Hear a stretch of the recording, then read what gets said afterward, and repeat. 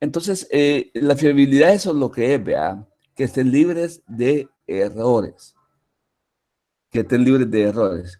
Hoy vamos a ver eh, lo que es la sustancia, la esencia más que la forma. Y decíamos ahí que las transacciones y... Licenciado, Dame. no va a grabar la clase.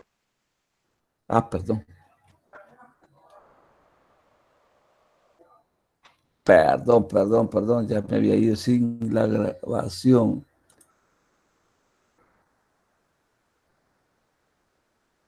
Ajá. Acción, iniciar grabación. Va. Niños, hoy damos la cordial bienvenida. ¿Cómo se llama? A la presentación, ¿verdad? Que estamos haciendo. Estamos hablando sobre lo que es no estamos, ¿verdad? La fiabilidad. ¿Qué es fiabilidad? Fiabilidad, niños.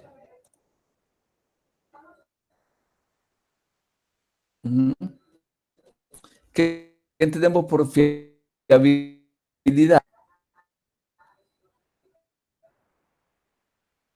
Que debe de ser algo confiable.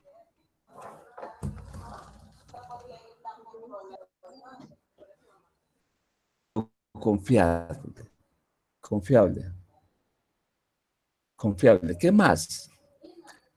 Que esté libre de errores. Este, ¿Qué es la norma? en la clase pasada veíamos que la fiabilidad hablaba un poco sobre estar libre de error y también comentaba usted un poco sobre que los estados financieros se podían presentar de manera razonable, es Así. decir, que no eran como 100% exactos debido a que se hacen estimaciones.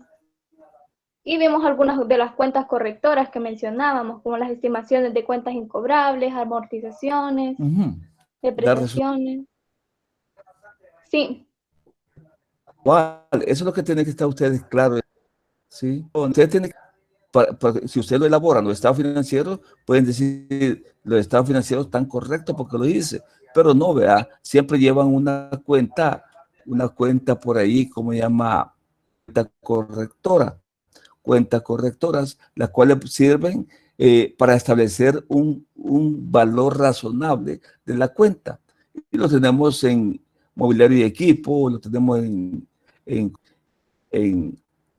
propiedad, planta y equipo, pues, que solamente podemos decir nosotros, libre de errores. Pero va a estar razón. Entonces es importante tener ese criterio. Los estados financieros, aunque al 100% siempre llevan esas cuentas, ¿vea? Porque los estados financieros siempre van a llevar a depreciación, cuentas incobrables, reservas de inventarios, el valor de los inventarios va a llevar. Así que de la fiabilidad podemos decir nosotros que aquella que está libre de errores y de sesgos.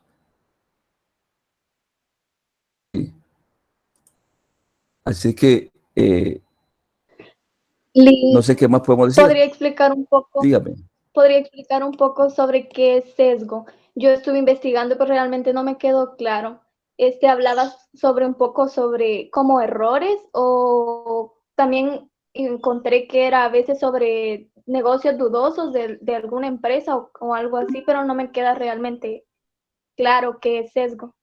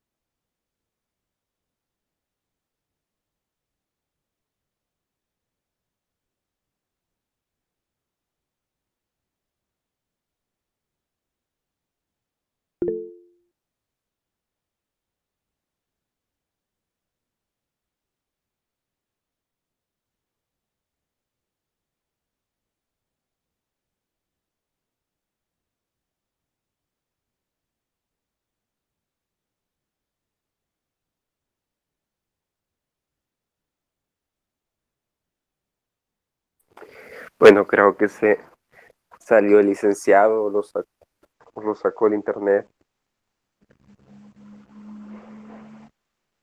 Sería de escribirle al Gmail porque tal vez a estar hablando y está en la clase.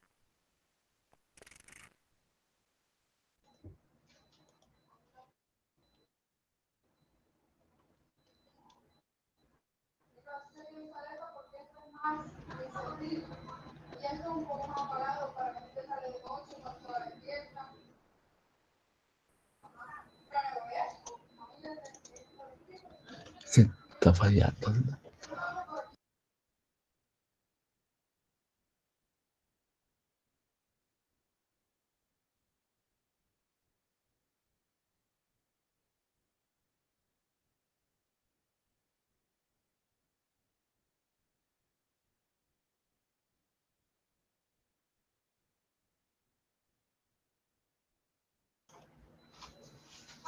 Va, ¿qué entendemos entonces, niños? ¿Sobre qué le...? Sobre la Porque esencia de la desde que, forma. desde que le pregunté sobre lo de sesgo ya no le escuchamos nada. Sí, Lick, ya no Es que la escuchaba máquina. nada. Sí, perdón. Empecé a ver lo que es la esencia más que la forma. Lick, pero Catherine ¿Qué más también que la estaba forma? preguntando le estaban preguntando sobre qué definición exacta de sesgo, porque yo también buscaba y la definición no me quedaba bien claro. Es aquella que está libre de errores. El sesgo es el error que pueden tener los estados financieros. Y aquí debe estar libre, todos los estados financieros deben estar libres de errores. ¿Verdad? Y sus cifras obviamente van a ser razonables. Lo que hablábamos, ¿verdad? Por tanta cosa que van los estados financieros. Aún hasta el mejor contador, los estados financieros pueden haber declarado. Pero como llevan cosas estimadas, lleva, ¿cómo se llama? Amortizaciones, lleva provisión para cuentas incobrables, lleva provisión para los inventarios defectuosos, todo este tipo de cuentas que se van a corregir, porque eso es las cuentas correctoras, las cuales se van a estar corrigiendo. Es por eso que los estados financieros decimos nosotros que son razonables, no exactos, son razonables. Cuando nosotros vemos los estados financieros, después vamos a decir nosotros que son razonables, de acuerdo a un marco de referencia. ¿Y qué marco de referencia estamos utilizando? ¿Qué marco de referencia estamos utilizando para la elaboración de los estados financieros? Vamos a ver.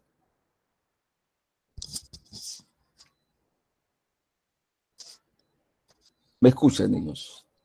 Las normas internacionales de información financiera para pequeñas Ah, y medianas empresas. ni pymes, exacto.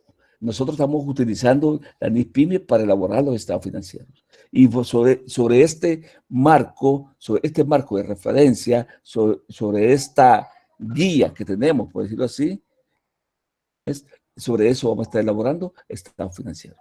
Ojo, existen más normas.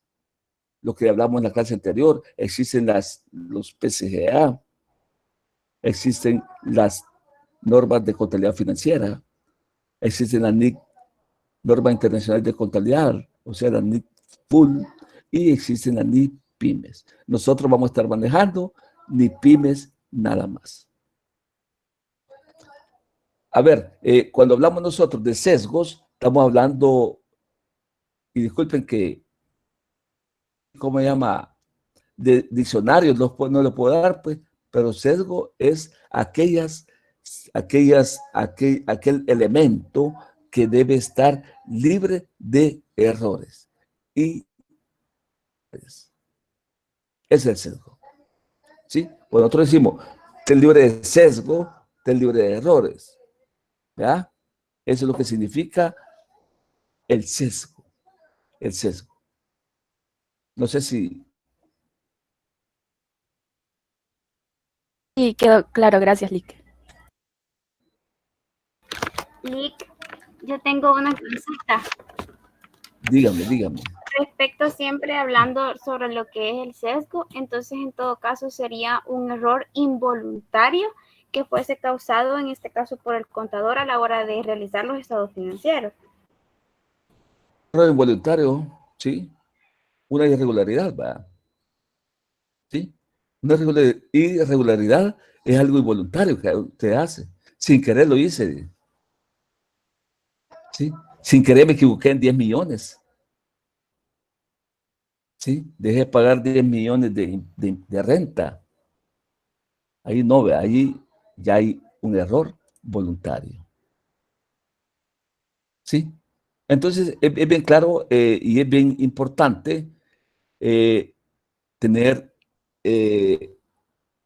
este tipo de actividades que ustedes como su servidor vamos a tener o tenemos. Tenemos, ¿cómo se llama? Operaciones que se dan. Y nosotros como auditores y ustedes como auditores deben de estar evaluando el tipo de dictamen, el tipo de opinión que van a estar emitiendo. Lic, Haciendo eso. Ustedes como auditores. Porque nadie más lo va a hacer no que ustedes. A ver, dígame, hija. y en este caso se podría decir que podría ser un error significativo o que no fuese significativo, así como decía usted que, por ejemplo, Importancia perdí relativa. $1,000. Ajá, Sí, exacto. la importancia relativa. Sí, es bien importante tener eso claro.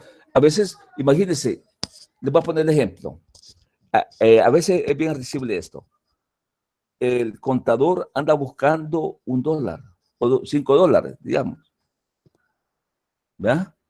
Anda buscando la diferencia de $5 y pasa una semana y el contador gana de dinero ganará en la empresa, pues.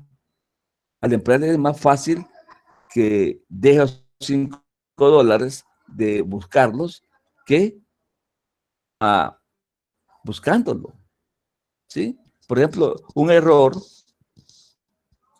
una observación, un error que tengamos nosotros, un sesgo que tengamos de idea, digamos, $5, ¿sí? Para la idea, $5, no, no es nada, pues. $5 focalizado a la actividad de la señora que vende yuquita a la entrada de la universidad, la que ustedes saboreaban cuando estaban yendo presencialmente, ¿va? ¿Sí? Entonces allí, para la señora sí, es una quiebra total que puede ser, pues, porque lo más que lleva es $5 o $10 en yuquitas. Ahora sí es de importancia relativa. Para idea no es de importancia relativa, no es significativo, pues. Y ahí es donde ustedes como auditores o como contadores públicos académicos deben de estar focalizando este tipo de actividad. ¿Estamos de acuerdo? No sé si queda claro ahí, niñas.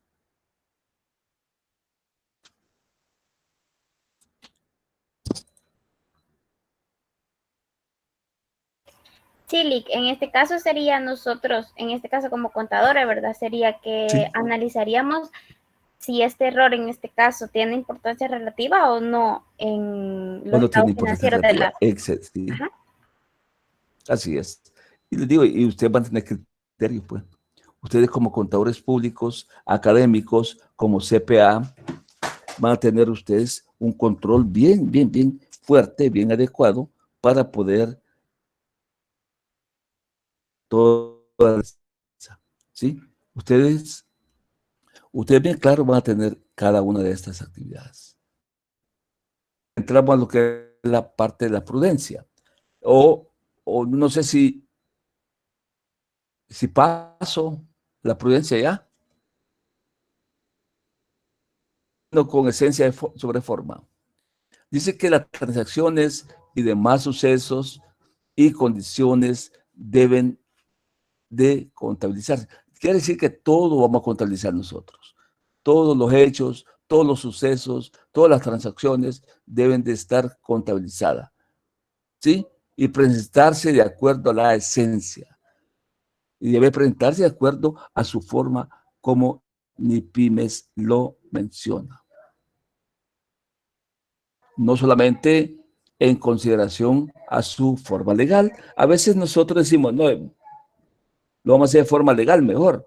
Y a ver, la forma legal sirve nada más bajo un aspecto que me puede dar la fiabilidad, ¿verdad? Que todas las declaraciones, que todas las metas se hicieron porque cuadra con el IVA. Podría ser, pero a veces la contabilización está mal elaborada o la contabilización está mal hecha. ¿Sí? ¿Estamos de acuerdo? Entonces, pasamos a la prudencia. No sé si me escuchan. Pasamos a la prudencia.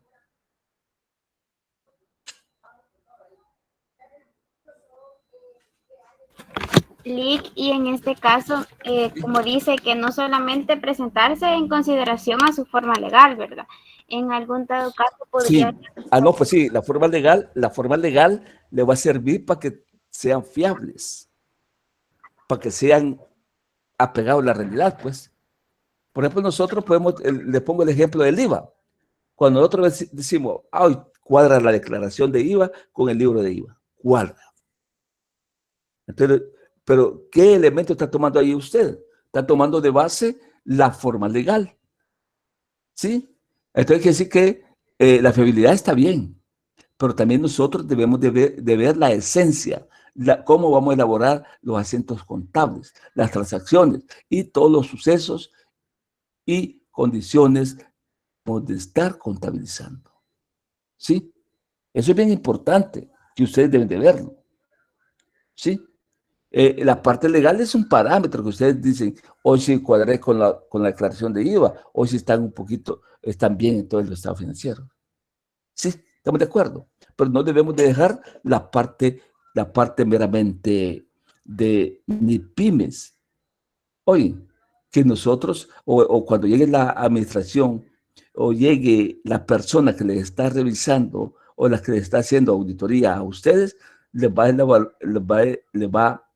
a evaluar o les va a examinar de acuerdo a ni pymes. ¿Estamos de acuerdo?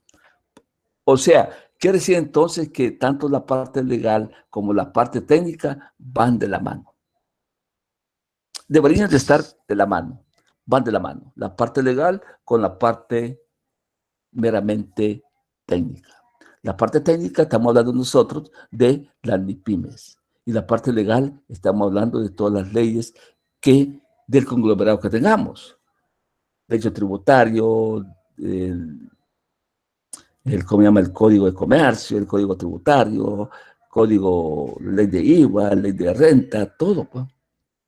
Y todo eso debe estar amarrado para las operaciones contables. ¿Sí? ¿Estamos de acuerdo? Lic, y si existiese una diferencia, en dado caso, ¿verdad? Existiese una diferencia ¿Sí? entre lo técnico y lo legal, eso podría ser un sesgo. Una irregularidad, porque no debe existir diferencia. Lo que está tratando ahorita es que la gente del Ministerio de Hacienda, la parte legal, la forma legal, está tratando de manejar ni pymes. Porque ya no va a haber diferencia, pues. No debería haber diferencia. No debería haber diferencia. Porque la operación contable se tiene que dar afectando la parte legal. ¿Sí?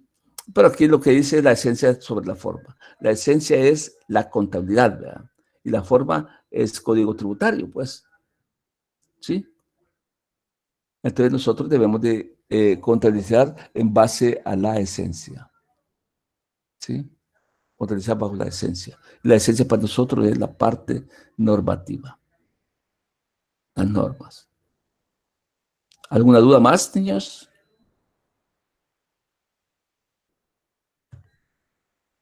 Me ha costado conectarme, miren.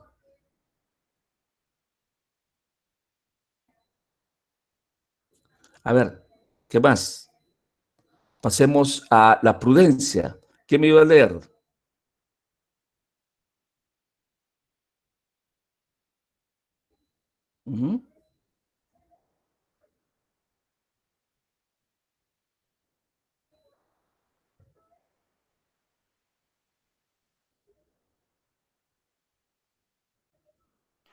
Prudencia. Sí. Las incertidumbres que inevitablemente rodean muchos sucesos y circunstancias, se reconocen mediante la revelación de información acerca de su naturaleza y extensión, así como por el ejercicio de prudencia en la preparación de los estados financieros. Prudencia es la inclusión de un cierto grado de precaución al realizar los juicios necesarios para efectuar las estimaciones requeridas bajo condiciones de incertidumbre, de forma que los activos o los ingresos no se expresen en exceso y que los pasivos o los gastos no se expresen en defecto.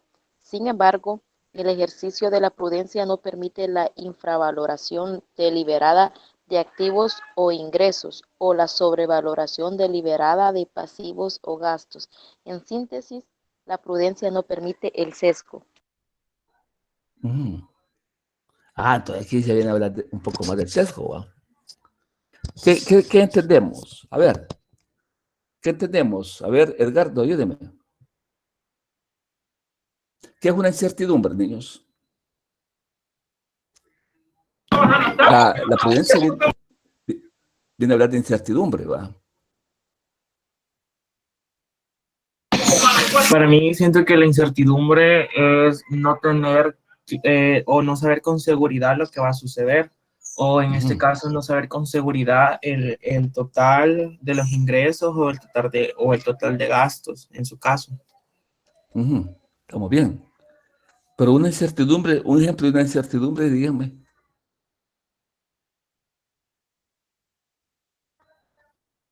Pero hay incertidumbre que la conocemos nosotros, ¿va? La estimación para cuentas incobrables. Por ejemplo, Puede ser algo, ¿va? no sabemos cuántos clientes nos van a pagar o cuántos no. Sí, o sea, es una incertidumbre. Ajá, Pues nosotros decimos, pongamos el 25%, pues. Y la incertidumbre siempre van a estar, niños. Imagínense, viene la pandemia. Es una incertidumbre. Vino a afectar todo vino a afectar. ¿Sí? Y por eso dice, la incertidumbre que inevitablemente rodean muchos sucesos y circunstancias se reconocen mediante la revelación de la información acerca de su naturaleza y extensión, asimismo como el ejercicio de la prudencia en la preparación del estado financiero. Nosotros lo tuvimos bien claro allá en el año 2001. No habían nacido ustedes quizás. En el 2001 hubo un terremoto, ¿verdad? ¿Se acuerdan? O le cuentan sus papás. Hubo un terremoto y en el terremoto se dañó muchas cosas. Fue en enero, creo que fue. Pero en enero todavía no habíamos cerrado nosotros el estado financiero. Nosotros ya sabíamos esa incertidumbre que había. Pues, ¿qué es lo que hicimos nosotros? Reflejarlas en notas de los estados financieros. Como dice acá, ¿verdad? Nosotros lo que hacemos es anotar la incertidumbre, la información acerca de su naturaleza y extensión. El edificio se cayó y va a haber una posible pérdida de tanto por el terremoto acaecido. Por ejemplo, ahorita puede ser que en los estados financieros del 2020 no estén arrojando todos los ingresos que se había pronosticado. Los inventarios no están desarrollando como se había dicho en su inicio de las operaciones. ¿Por qué? Porque la pandemia vino a dañar todo esto. ¿Sí? ¿Estamos de acuerdo? Entonces, esa es una incertidumbre, algo que inevitable de aquellos sucesos de que se quiera que suceda o no suceda. Así que es bien importante tener claro en esto, tener prudencia. Ustedes como auditores, como contadores públicos, deben de tener prudencia a la hora de estar elaborando los estados financieros. ¿Verdad? Dice también que así como el ejercicio de prudencia en la preparación de los estados financieros. También ustedes deben estar claros en esto. Deben tener prudencia a la hora de estar elaborando dicho estado financiero. Luego dice, la prudencia es la inclusión de un cierto grado de precaución al realizar los juicios necesarios para efectuar las estimaciones requeridas, bajo condiciones de incertidumbre, de forma que los activos o los ingresos no expresan en exceso y que los pasivos o los gastos no expresan en defecto. Sin embargo, el ejercicio de la prudencia no permite la infravalorización. Quiere decir que nosotros, cuando estemos viendo los ingresos, estemos viendo los gastos, estamos viendo el activo, estamos viendo el pasivo, nosotros no debemos de estar infravalorando las cifras. Nosotros con la prudencia debemos estar emitiendo el juicio profesional que cada uno de nosotros tengamos. Y también hay que estar claro con las incertidumbres. La incertidumbre, lo que hacemos nosotros o lo que vamos a hacer es dejar en nota a los estados financieros. ¿Sí? ¿Estamos de acuerdo? Entonces, en síntesis, dice que la prudencia no permite el sesgo. La prudencia no permite el error, ni mucho menos la irregularidad. ¿Sí? Entonces, es bien importante eso. El sesgo, ¿eh? La irregularidad. No sé si hay alguna duda, niños. Seguimos. Integridad. ¿Qué es integridad?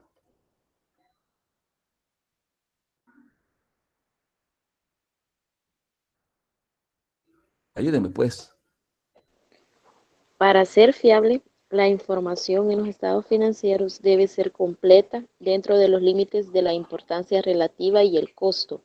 Una omisión puede causar que la información sea falsa o equívoca y por tanto no fiable y deficiente en términos de relevancia. Ajá. ¿Qué tenemos por fiabilidad?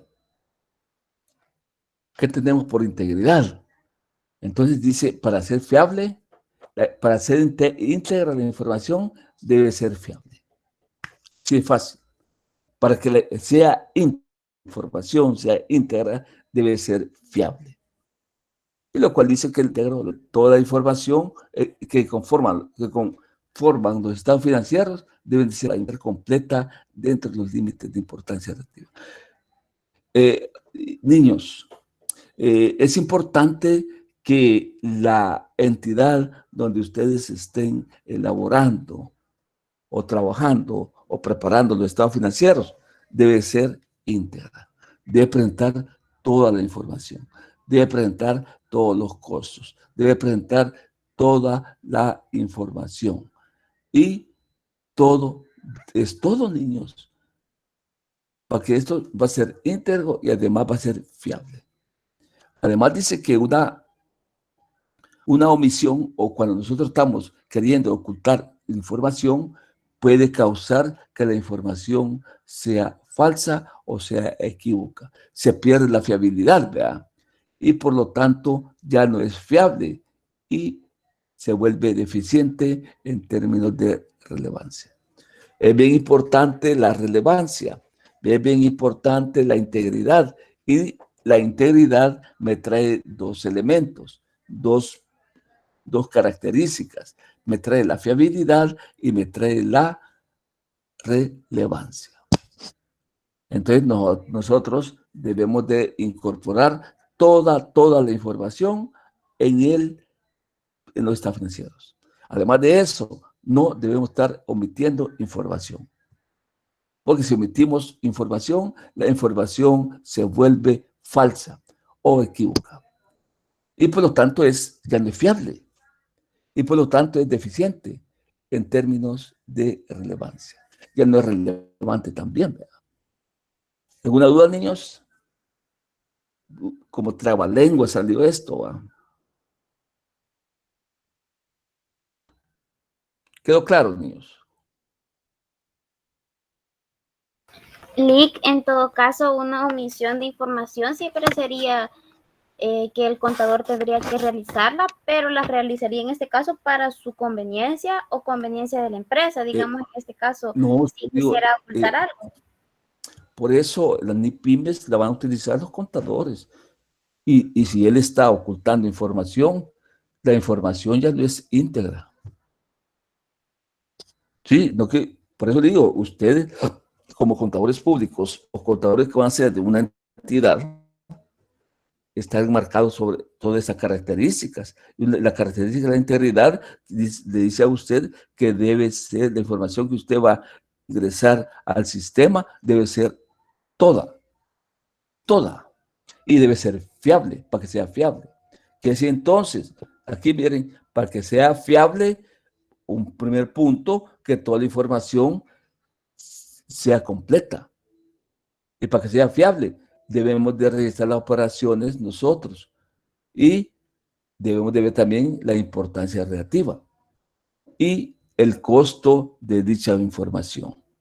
Además dice que la omisión, o sea, si nosotros estamos omitiendo información, digamos, no estamos incorporando los gastos completos, las ventas completas, los ingresos completos, la información se vuelve falsa o se vuelve una información equívoca.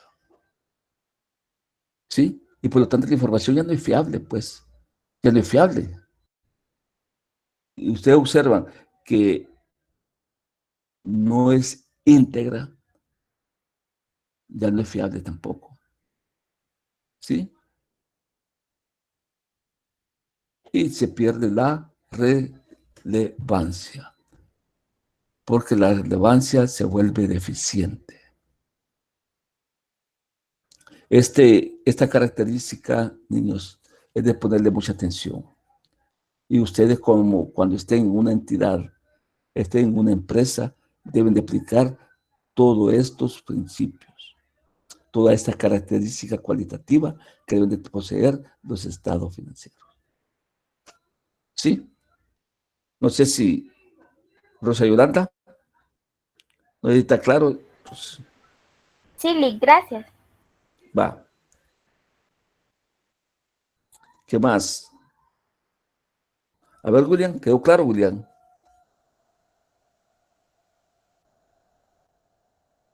William Alexander. ¿Cómo podemos aplicar la integridad? Sí, Lick, todo claro. Va, gracias. Gracias. ¿Quién me... Paola, vamos a ver. Paola Alexander. Alexandra.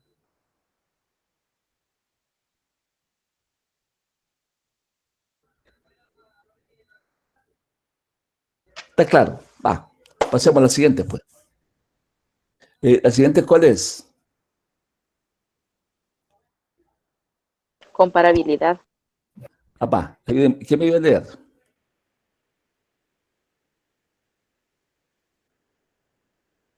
A ver, una señorita que me ayude. Comparabilidad. Los usuarios deben de ser capaces de comparar los estados financieros de una entidad a lo largo del tiempo para identificar las tendencias de su situación financiera y su rendimiento financiero. Los usuarios también deben ser capaces de comparar los estados financieros de entidades diferentes para evaluar su situación financiera, rendimiento y flujos de efectivo relativos. Por tanto, la medida y presentación de los efectos financieros de transacciones similares y otros sucesos y condiciones deben ser llevadas a cabo de una forma uniforme por toda la entidad a través del tiempo para esa entidad y también de una forma uniforme entre entidades. Además, los usuarios deben estar informados de las políticas contables empleadas en la preparación de los estados financieros, de cualquier cambio habido en dichas políticas y de los efectos de estos cambios. Gracias, Susana. A ver.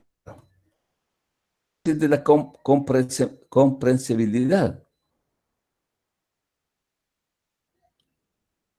¿No? Comparabilidad, Lick.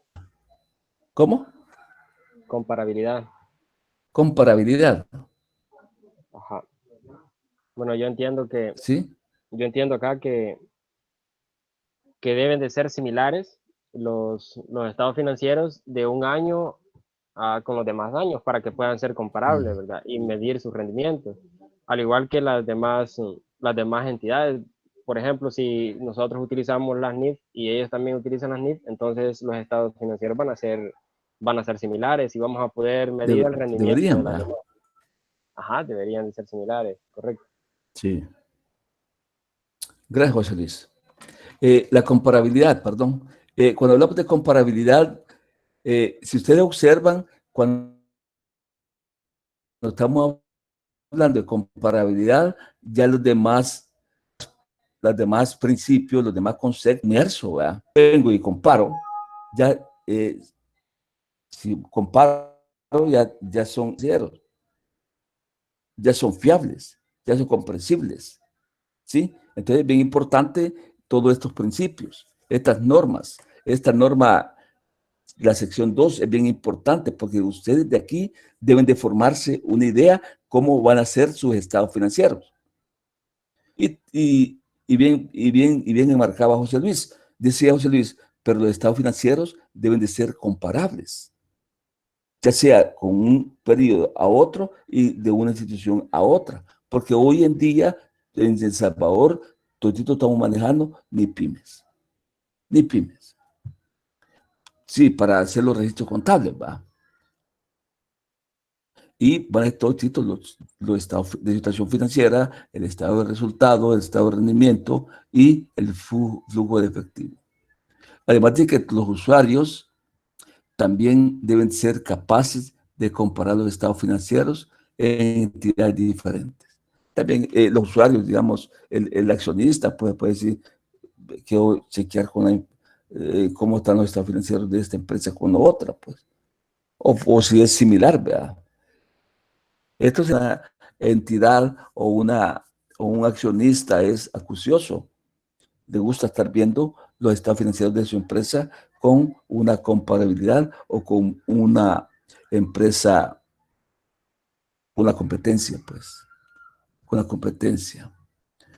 Por lo tanto, la situación financiera, rendimiento y flujo de efectivo relativo a esto, por tanto, la medida y presentación de los estados financieros de las transacciones similares y otros sucesos y condiciones que existan deben ser llevadas a cabo en forma uniforme. Los estados financieros deben ser uniformes, niños. Si la empresa A está aplicando, ¿cómo se llama? Ni pymes, tiene que estar reflejando todos estos conceptos, todos estos principios, ¿verdad? Todos estos conceptos, estos principios que estamos manejando nosotros ahorita. Y la comparabilidad, los estados financieros deben ser comparables de un periodo a otro, pues. Porque así lo están pidiendo ahorita todas las instituciones de gobierno. Todas las instituciones de gobierno están pidiendo que los estados financieros sean comparables. Además dice que los usuarios deben de estar informados de políticas empleadas en la preparación de los estados financieros, de cualquier cambio que se pueda hacer en dichas políticas y los efectos de estos cambios. ¿Qué es política contable? ¿Qué es política, niños?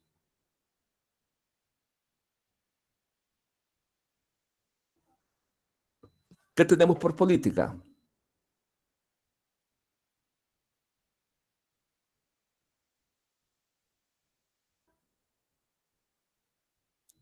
¿Qué es política? Política contable. ¿Qué tenemos por política contable, niños? Son como los principios o reglas que se fijan dentro de una entidad al momento de preparar los estados financieros o los estados contables, o los documentos contables en general. Ajá, pero las políticas se crean o cómo se hacen. Tengo entendido que las políticas contables van inmersas con el catálogo de cuentas. Sí. Entonces, en Ya ese están caso, hechas. pues, una empresa las crea o adopta unas de acuerdo a su giro, Sí, para así poder expresar los de estados acuerdo, financieros. de acuerdo a la necesidad, pues, ¿sí? No va a estar vendiendo huevo y va a decir, el inventario se va a hacer cada mes o cada 6 meses. ¿Estamos de acuerdo? Cuando venga a darle movimiento a los huevos, ya van a salir los pollitos, pues ya va a ser una empresa que vende pollo, ya no vende huevos, ¿va? No sé si me agarran la idea. Eh, Al momento que ustedes, como contadores públicos, como CPA que son y van a ser, deben de elaborar catálogos de cuentas, deben de elaborar las políticas contables de la entidad. Y debe estar claro ahí que es una política. La política, un ejemplo de una política, ¿cuál es? A ver, Edgardo, regálame una política que usted conozca. El sistema de inventarios a usar. Puede ser una política. ¿Qué más? La rotación de las cuentas por cobrar, ¿verdad? Se van a estar rotando las cuentas por cobrar. ¿Sí? ¿Qué El, más? el periodo de cobro a los clientes. También así definir las tasas de intereses. Mm.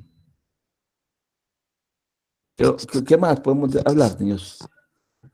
Es hablar de las cuentas que la entidad, del giro de la entidad que va a tener.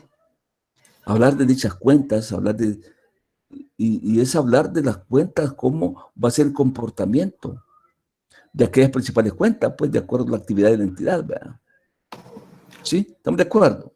Entonces una política contable va inmersa y nosotros como contadores públicos las ponemos, políticas de la empresa que va a tener. Y ahí ponemos las políticas. ¿Sí? ¿No acuerdan ustedes de otra política? También para poder considerar cuándo va a ser un gasto de caja chica o una salida de efectiva de caja general. ¿Sí? Sí, de vez decimos otro. El límite de la caja chica va a ser $100. Más de $100 tiene que utilizar cheques. También el stock de inventarios o el mínimo de inventarios a mantener. Voy a hacer otra. Son políticas que ustedes como contadores la tienen que crear al momento de que la entidad, y dependiendo del giro de la entidad, depende del giro de la entidad, porque puede ser que, ojo, por eso deben ser políticas apegadas a la entidad, señores. Pero el problema que tenemos nosotros es que venimos y adoptamos las normas, o nos venimos, copiamos y pegamos, pues. No es así, ¿verdad? Entonces es bien importante que las políticas contables estén de la mano con las operaciones que la entidad va a estar realizando. ¿Sí? Eso es bien importante. Por eso nosotros debemos de estar ocupando el principio de comparabilidad.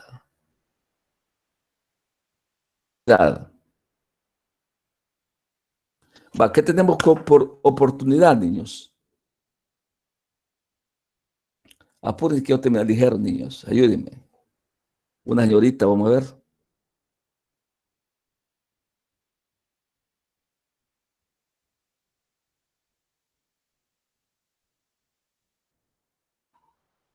Voy a parar lista al final de clase hoy, para que no Oportunidad. estén saliendo. Sí, oportunidad. Ayúdeme, por favor, hija. Para ser relevante, la información financiera debe de ser capaz de influir en las decisiones económicas de los usuarios. La oportunidad implica proporcionar información dentro del periodo de tiempo para la decisión. Si hay un retraso indebido en la presentación de la información, esta puede perder su relevancia. La gerencia puede necesitar sopesar los méritos relativos de la presentación a tiempo frente al suministro de la información fiable.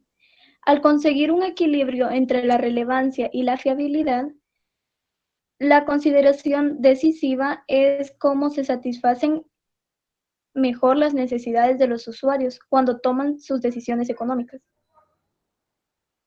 Va. Entonces, ¿qué entendemos por la oportunidad? Los estados financieros, ¿para qué nos sirven los estados financieros? Para tomar decisiones. Para tomar decisiones, exacta. Para eso sirven los estados financieros. Para irse por un lado, por otro lado, por este lado, por el otro. No sirven para tomar decisiones. Pero si no son oportunos, ¿qué sucede? Aquí me lo está diciendo la norma. ¿Sí? Aquí viene la relevancia. O sea, los estados financieros van a ser relevantes si, solo si la información es capaz de influir en las decisiones económicas de los usuarios. Así es relevante. Después, si no es relevante o no es oportuna la información, entonces no sirve de nada la contabilidad. ¿Sí? Si la contabilidad viene y dice, mire, el mes pasado, si usted hubiera invertido, hubiera ganado. Porque mire cómo habían los estados financieros. Pero como los estados financieros sirven de base, los estados financieros sirven para tomar decisiones, para poder invertir, para poder realizar dicha actividad. Pero si no tengo estados financieros oportunos, ¿sí? Por eso dice, los estados financieros deben ser oportunos. Y todo esto implica que la información debe darse dentro de un periodo de tiempo para la toma de decisión. ¿Cuánto hay que presentar los estados financieros? La contabilidad es importante, niños. Yo no niego que la contabilidad es importante. Ya no es importante o no es relevante 2 días, 3 días después de que se esté pidiendo. ¿Sí? Imagínense que nosotros tenemos como política de la administración que cada 3 días después de cada mes se van a tener los estados financieros. ¿Sí?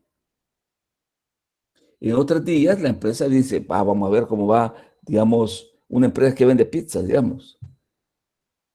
Vamos a ver cómo está la venta de pizza. Mire, aquí tenemos el Día de la Madre, y el Día de la Madre vamos a mandar a hacer más pizza. ¿Por qué? Porque las personas vienen a comprar más, según los estados financieros. Pues no tengo estado financiero, ¿qué voy a hacer? A la ciega no puede, la empresa no puede estar invirtiendo en la ciega. La empresa va a decir que los estados financieros no son relevantes. La empresa va a decir que los estados financieros, la información es inoportuna. ¿Sí? Entonces es bien importante la oportunidad. Si la entidad después para presentar estado financiero deben ser 3 días después. 3 días hábiles o 3 días calendario. O 3 días después, pues, o 3 días hábiles. Ahí va a depender de la política de la entidad. Importante tener buenos, ¿cómo se llama? Sistemas para poder estar emitiendo información. Así como la información, la administración o la gerencia les va a estar molestando a ustedes con la información que la quieren ya, ustedes también ustedes como contadores o como contadores públicos o contadores que van a ser de la entidad, deben de estarla molestando a la entidad que les haga sistemas adecuados, sistemas oportunos. ¿Sí? De una vez que hagan los estados financieros, pues, el 30 de cada mes, 31 de cada mes, que están los estados financieros. Que el sistema los da, pues. Ustedes nada más solamente pueden sacar el dato de la depreciación y meter depreciación acumulada y ya estuvo. ¿Sí? O una cuenta correctora, pues. Es lo que máximo que pueden hacer ustedes. De ahí en adelante, niños, el sistema tiene que darle todo y ustedes deben de estar contabilizando de acuerdo a la necesidad. No sé si estamos claros ahí, niños. Esa es la oportunidad. La oportunidad se vuelve relevante siempre y cuando presente para la atención. Pues el estado financiero, estamos acostumbrados a presentarlo 15 días después o al mes siguiente. Entonces, pero es política de la empresa, pues. ¿Verdad? Pues puede ser que usted prenda el estado financiero, quita el estado financiero. Ya hasta el final de mes, dámelos. Es otro pisto, pues. Pero los estados financieros no sirven para tomar decisiones, sirven para otra cosa, ¿va? Para aspectos legales nada más.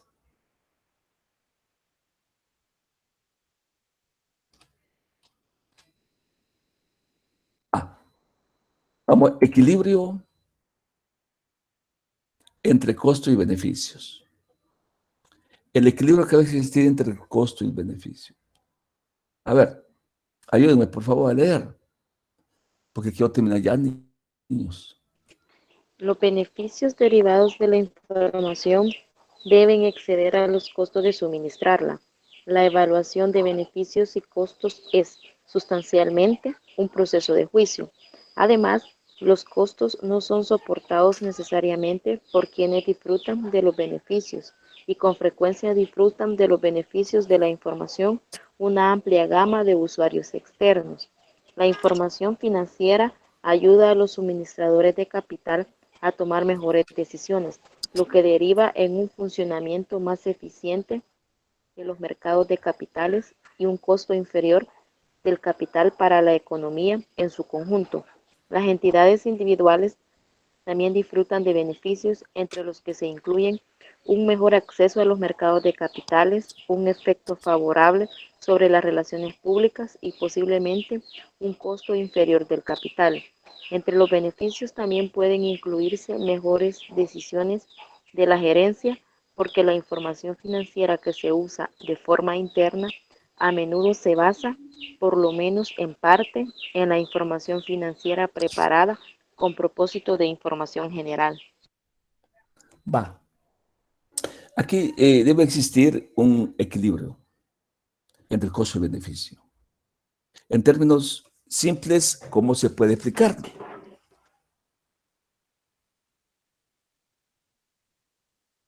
¿Cómo puede explicar esto, niños?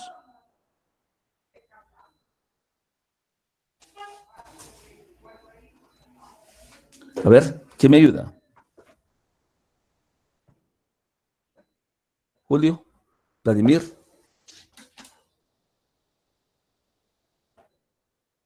A ver.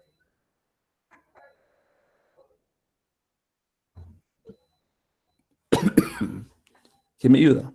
Para ir terminando.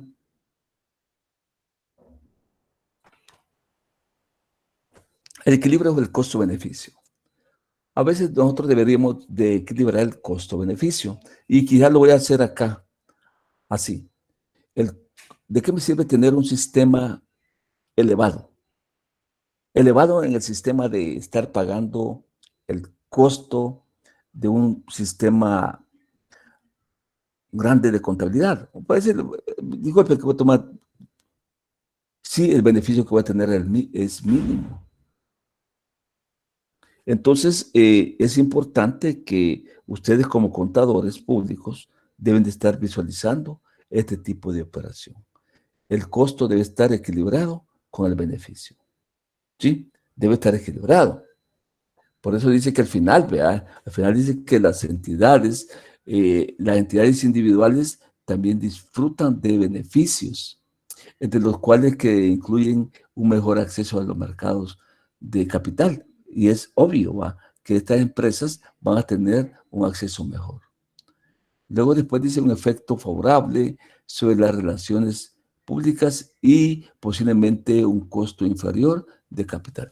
La empresa esta, cuando son individuales, valen menos, pues su costo de permanencia en el mercado es menos. Mas, sin embargo, el costo de una empresa ya debidamente constituida como sociedad vale más. Pero tiene beneficio, ¿va? Ese es el costo-beneficio que cada uno de nosotros debemos de evaluar. Y ustedes como contadores públicos deben evaluar el costo-beneficio. ¿De qué me sirve, cómo se llama, gastar $100 y el beneficio que voy a tener va a ser 1? No voy a tener ningún beneficio, ¿va? Es importante. Ahora veamos el esfuerzo y costo desproporcionados. El esfuerzo y costo desproporcionados. A ver, me imagino que ya lo dieron ustedes, ¿va? A ver, ¿Quién me iba a leerlo?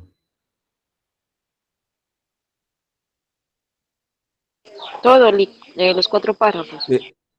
Sí, pero leamos uno de primero, y después otro, y después otro, y después otro. Ah, vaya, ahí nos vamos a Sí, quedar. Luego me quedo en la bueno, situación el primero financiera. dice, Va, me voy a quedar acá se en este, especifica, sí. se especifica una exención por esfuerzo o costo desproporcionado para algunos requerimientos de esta norma.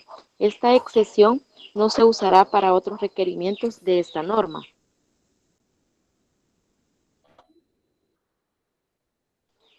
La consideración de si la determinación de la información necesaria para cumplir con un requerimiento involucraría esfuerzo o costo desproporcionado depende de las circunstancias específicas de la identidad y del juicio de la gerencia de los costos y beneficios de la aplicación de ese requerimiento. Este juicio requiere la consideración de la forma en que puedan verse afectadas las decisiones económicas de los que esperan usar los estados financieros por no disponer de esa información. La aplicación de un requerimiento involucraría esfuerzo o costo desproporcionado por parte de una pyme si el incremento de costo, por ejemplo, honorarios de tasadores o esfuerzo adicional, por ejemplo, esfuerzo de los empleados, superan sustancialmente los beneficios que recibirían de tener esa información quienes esperan usar los estados financieros de las pymes. Una evaluación del esfuerzo o costo desproporcionado por parte de una pyme, de acuerdo con esta norma, constituiría habitualmente un obstáculo menor que una evaluación del esfuerzo o costo desproporcionado por parte de una entidad con obligación pública de rendir cuentas, porque las pymes no rinden cuentas a terceros que actúan en el mercado.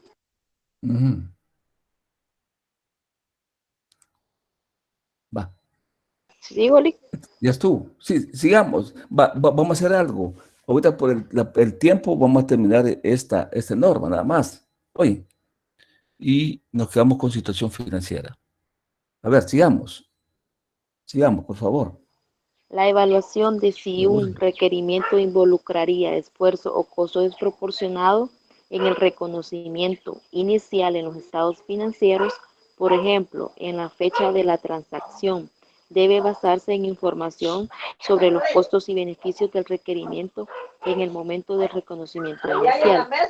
Si la exención por esfuerzo o costo desproporcionado también se aplica a mediciones posteriores al reconocimiento inicial, por ejemplo, la medición posterior de una partida, deberá realizarse una nueva evaluación del esfuerzo o costo desproporcionado en esa fecha posterior, sobre la base de la información disponible en dicha fecha, excepto por la exención por esfuerzo o costo desproporcionado del párrafo 19.15, que está cubierta por los requerimientos de información a revelar del párrafo 19.25.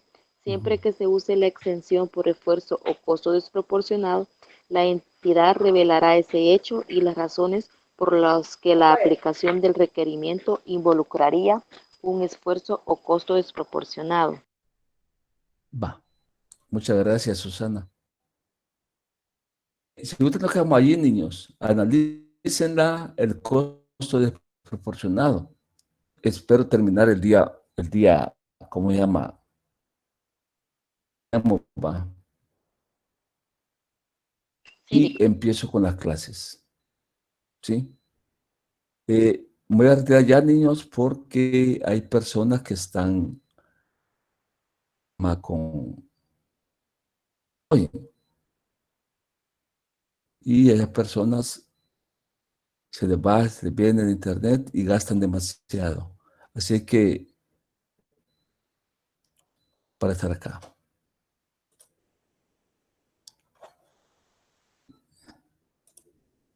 ¿No hay alguna duda, niños? Sí, con la pregunta va a subir las 2 clases, la última y esta.